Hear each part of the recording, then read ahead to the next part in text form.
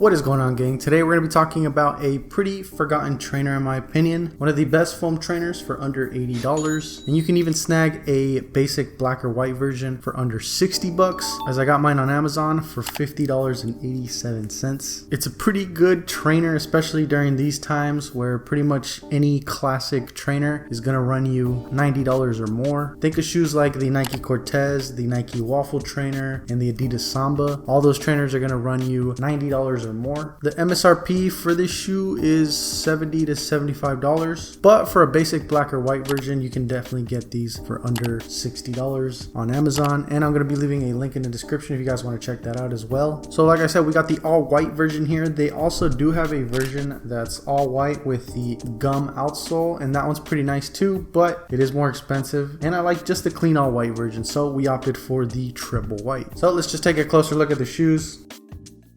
So for the material of the upper, I was getting conflicting info on Amazon's website. It says synthetic leather. On the inside of the shoe, you do get a little sticker on it, and it shows a diagram basically showing that it's leather and textile for the upper. By the way, if you ever see these type of stickers on your shoes, this is what it means. You're welcome. And then there's another sticker on the other shoe that actually states it plainly. It says that it's leather and textile. Even though it does say it's leather, it does feel very synthetic-y. It feels very thin, very kind of plasticky, feels kind of stiff. It doesn't feel like any quality leather. If it is leather, it's probably a very, very thin leather, like coat on top. But for the 50 bucks that I paid, I really can't complain. I am worried about creasing in this material, like really bad creasing, and also scuffing is also a pretty big concern with this type of material, since usually synthetic leather doesn't really scuff very well, but we'll see when we try them on feet. And then for the midsole, of course, we have that classic foam material.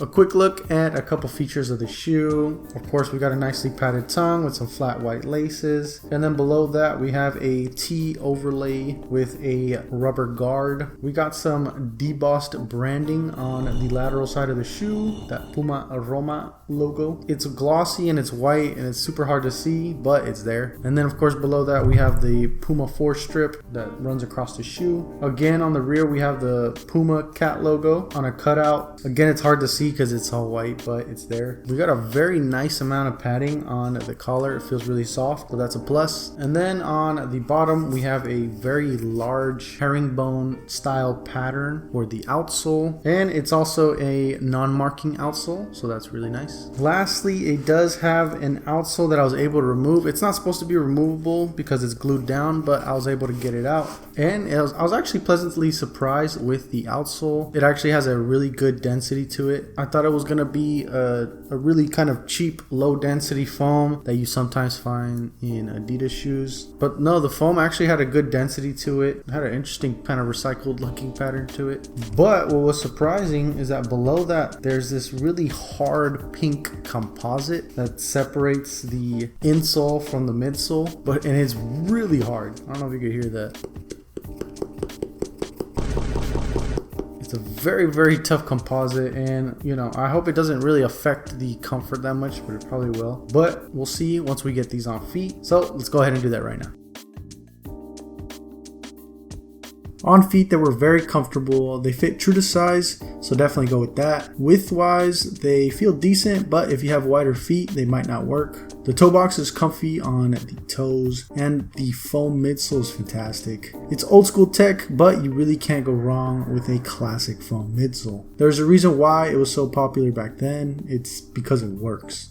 The hard pink composite that it had underneath the insole wasn't affecting the comfort at all. I'm pretty sure that it's there for durability and stability reasons. I went on a trip out of town and I was walking all day and was completely comfortable with zero issues. They held up wonderfully, especially for 50 bucks. They creased about as much as any sneaker would, nothing too crazy. I didn't get any scuffs or marks or anything that I couldn't quickly clean off. Overall, I'm very happy with the purchase, especially for 50 bucks. The value and comfort is off the charts for this price point.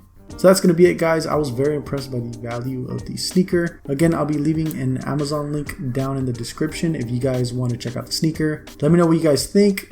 Is the sneaker the best out there for 50 bucks? Is there another sneaker out there in the same price point that's better than this one?